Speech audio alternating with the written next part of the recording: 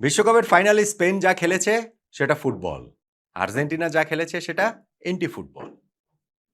আর্জেন্টিনার বিপক্ষে স্পেনের জয় তাই ফুটবলেরও জয়, এমনটা অবশ্যই অবশ্যই বলা যায়।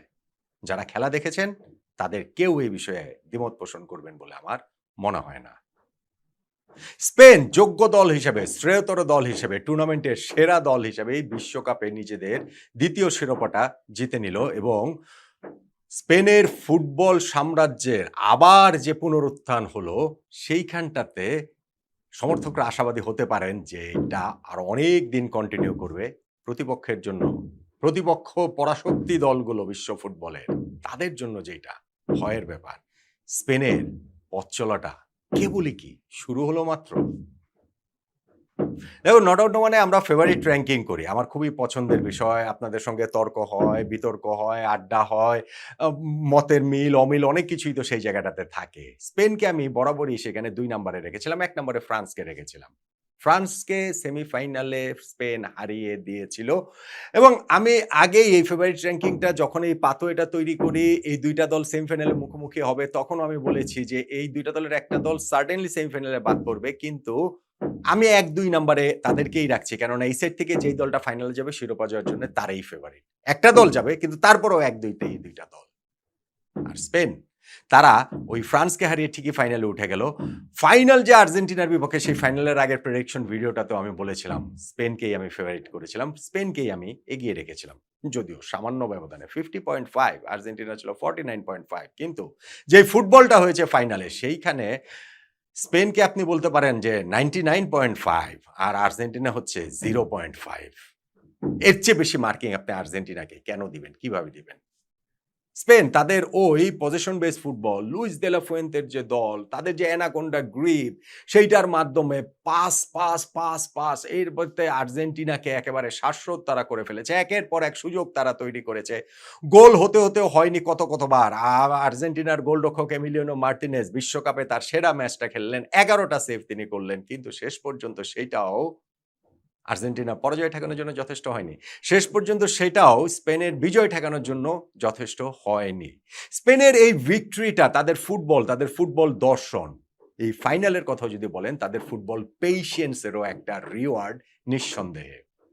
আর্জেন্টিনা এই ম্যাচটাতে তারা যেই ফিজিক্যাল ফুটবলটা খেলেছে প্রত্যাশিত এবং সেইখানটাতে স্পেন যেইভাবে মানে ওইরকম রিয়্যাক্ট না করে নিজেদের ফুটবলটাই তারা খেলে গেছে, সেইটাও স্পেনকে আসলে সেই রিওয়ার্ডটা এনে দিয়েছে। গোলটা তারা ফাইনালি গিয়ে এক্সট্রা টাইমের সেকেন্ড হাফে পেয়ে গিয়েছে। বদলি খেলোয়াড় ফেরান তোরেজের যে গোল, সেইটা স্প্যানিশ ফুটবল রূপকথার অংশ। ২০১০ সালে তারা যে একমাত্র বিশ্বকাপ জিতেছিল সেইখানেও এক্সট্রা টাইমের গোল ছিল আন্দ্রেস ইনিয়েস্তার। সেই ইনিয়েস্তা এবং তোরেজ এখন একই ব্র্যাকেট বন্দি স্পেনের ফুটবল রূপকথায়। লুইস দে লা ফুয়েন্তের এই যে দলটা রয়েছে তারা পাস করতে ভালোবাসে, পরস্পরের সঙ্গে বোঝাপড়ার সেই জায়গাটা তাদের রয়েছে এবং সেইখানটাতে রদ্রি হচ্ছে গিয়ে মূল খেলোয়াড় এবং ফিটিংলি তিনি ফাইনাল শেষে গোল্ডেন বল, বিশ্বকাপের সেরা খেলোয়াড়ের পুরস্কারটা তার হাতেই উঠেছে এবং সেইটা একটা এক অর্থে যে কালেকটিভ ফুটবলের যে জয়গান, ইন্ডিভিজুয়াল ফুটবলের বাইরে লিওনেল মেসি এই গোল্ডেন বলটা জিতবেন এটা এক ধরনের প্রত্যাশিতই ছিল। কিন্তু সে তার বাইরে গিয়ে যেভাবে রদ্রি এই পুরস্কারটা জিতে নিলেন সেইটাও এক ধরনের রিওয়ার্ড অবশ্যই, অবশ্যই। স্পেন কতটা ডমিনেট করেছে ফাইনালে আপনি দেখেন যে তাদের 65% বল পজিশন শুধু না, তারা ২০ টা শট গোলে নিয়েছে আর্জেন্টিনার। এর মধ্যে ১২ টা শট অন টার্গেট ছিল এবং সেই জায়গাগুলোতে কতবার তারা গোলের কাছাকাছি গিয়েছে। গোল হওয়ার আগে পরে আরো ২ বার জালে বল পাঠিয়েছে। একবার সামান্য একটু অফসাইডের কারণে বাতিল হয়ে গেছে। একবার সামান্য একটু ফাউলের কারণেই বাতিল হয়ে গেছে, যেইটা আসলে ফাউল রেফারি নাই দিতে পারতেন। ফলে স্পেনের এই যে ডমিনেশন এবং একই সঙ্গে নিজেদের জাল অক্ষত রাখার যে ব্যাপারটা, আর্জেন্টিনা যারা এই টুর্নামেন্টে টপ স্কোরিং টিম ১৯ টা গোল সেমিফাইনাল পর্যন্ত করেছে, তাদেরকে স্পেন কোনো চান্সই দেয়নি। স্পেন অবশ্য এই টুর্নামেন্টে কাউকেই কোনো চান্স দেয়নি। সেমিফাইনাল পর্যন্ত তারা কেবলমাত্র একটা গোল কনসিড করেছিল ৭ ম্যাচের মধ্যে বেলজিয়ামের বিপক্ষে এবং ফাইনালে তো আর্জেন্টিনা সেই গোল করবে কি? স্পেন তাদেরকে সামান্যতম সুযোগও দেয়নি। ৯০ মিনিটের ম্যাচটাতে আর্জেন্টিনা একটা শটও স্পেনের গোলে নিতে পারেনি।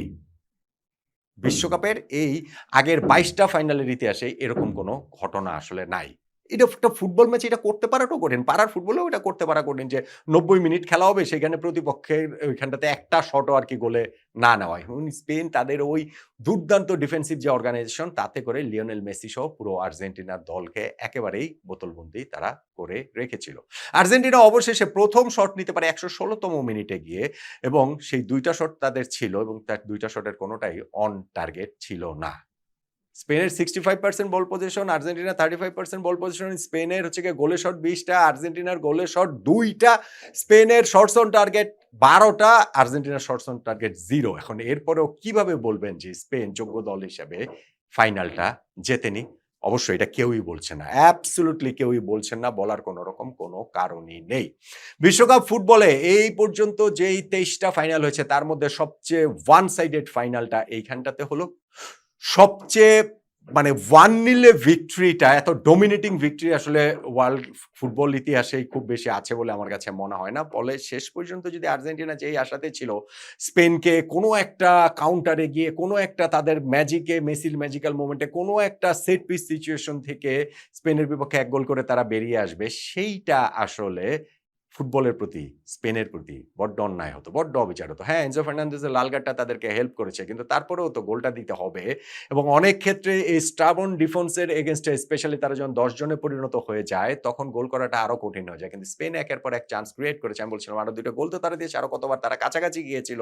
সেইটা মিকেল ম্যারোনের সেই হেড মিস বলেন, নিকো উইলিয়ামসের সেই আরো একটা হেড মিস বলেন কিংবা এমিলিয়ানো মার্টিনেজ যে কতগুলো সেভ করেছেন, উইলিয়ামসের একটা সেভ আছে, লামিন ইয়ামালের ফ্রি কিকটা যেভাবে সেভ করেছেন, সবকিছু মিলিয়ে আর্জেন্টিনার বিপক্ষে স্পেন ডমিনেট করেই খেলেছে এবং সেই ডমিনেটের খেলার ফসলটা তারা ফাইনালে গিয়ে শিরোপা জয়ের মাধ্যমে পেয়েছে। ১৯৯০ বিশ্বকাপ ফাইনালটাতেও আর্জেন্টিনা এরকম এন্টি ফুটবল খেলেছিল। ডিয়েগো ম্যারাডোনা আর্জেন্টিনা পশ্চিম জার্মানির বিপক্ষে। সেইবারও তাদের শেষ রক্ষা হয়নি। ৮৫তম মিনিটের গোল খেয়ে তাদের বিদায় নিতে হয়েছে এবং এই ফাইনালটাতেও তা হলো। সেই ফাইনালটাতেও কিন্তু আর্জেন্টিনা শেষে গিয়ে ডিয়েগো ম্যারাডোনা অবভিয়াসলি কান্নাকাটি করবেন। ওই রেফারিং বিতর্ক-টিতর্ক সবকিছু হচ্ছে। লিওনেল মেসিরও এই স্টেজ থেকে সেভাবে বিদায় হলো। কিন্তু স্পেনের ফুটবল তারা যে আবারও জেগে উঠছে ২০২৪ ইউরো জয়ের মাধ্যমে তার প্রমাণটা দিয়েছে এবং এইবারের বিশ্বকাপ জয়ের মাধ্যমেও সেটা আরো একটু সিমেন্ট করলো। আমি বলছিলাম যে এটা স্ক্যারি পার্ট অন্যদের জন্য, সেটা হচ্ছে গিয়ে স্পেনের ফুটবলের এই অভিযাত্রাটা, এই নতুন করে তাদের শুরুটা, এই নতুন একটা সাইকেলের মাত্র শুরু হলো কিনা ইউরো এবং বিশ্বকাপ জয় এবং যেই স্কোয়াডটা নিয়ে স্পেন এই বিশ্বকাপ খেলেছে তাদের এভারেজ এজ হচ্ছে গিয়ে ২৬.১৯ বছর। এই বিশ্বকাপে তরুণ দল হিসাবে স্পেন আছে মাত্র ৬ নাম্বারে রয়েছে। ৬ নাম্বারে। তাদের 30 প্লাস ফুটবলার এই দলটাতে কতজন? মাত্র মনে হয় ৬ জন না কতজন তাদের রয়েছেন। ফলে ধরেন লামিন ইয়ামাল, পাউ কুবার্সি তাদের বয়স ১৯ বছর। এতে এইরকম পুরো স্পেন স্কোয়াডটাতেই তারা এখনো পিক থেকে অনেকখানি দূরে রয়েছে এবং সেই দূরে তারা যতক্ষণে যাবে ৪ বছর পরে বিশ্বকাপের কথাও যদি ধরি, তাহলেও এই স্পেনের কাছ থেকে শিরোপা কেড়ে নেওয়া পৃথিবীর যেকোনো দলের জন্য অবশ্যই কঠিন হবে। স্পেন তাই ডিজার্ভিং উইনার। স্পেন তাই এই ম্যাচটাতে তারা যেইভাবে তাদের পেশেন্স এর রিওয়ার্ডটা তারা পেয়েছেন, তাদের বদলি খেলোয়াড় ফেরান তোরেস যেভাবে গোল দিয়েছেন, সোনার ছেলে হয়ে উঠেছেন। স্পেনের এই যে ফুটবল দর্শন লুইস দে লা ফুয়েন্তের সেইটার একটা পুরস্কার স্বরূপ এই বিশ্বকাপটা স্পেন জিতে নিয়েছে। জয় হয়েছে ফুটবলের। যদি এই ম্যাচটাতে এরকম খেলার পরও স্পেন হেরে যেত, নিঃসন্দেহে সেটা ফুটবলের পরাজয় হিসাবেই কেউ যদি দেখতেন, সেইটাকে অস্বীকার করার কোনো রকম কোনো সুযোগ ছিল না। যোগ্য দল ছাড়া বিশ্বকাপ কেউ কখনো জেতে না, জিততে পারে না। কিন্তু এই বিশ্বকাপ ফাইনালে নিজেদের যোগ্যতার পরিচয় স্পেন যেইভাবে দিয়েছে, এত শ্রেয়তর যোগ্যতার পরিচয় দিয়েও বিশ্বকাপ শিরোপা খুব কম দলই জিতেছে। ফাইনালের কথা তো বলছি, পুরো ওয়ার্ল্ড কাপ জার্নিটাই স্পেনের সেই রকমই ছিল।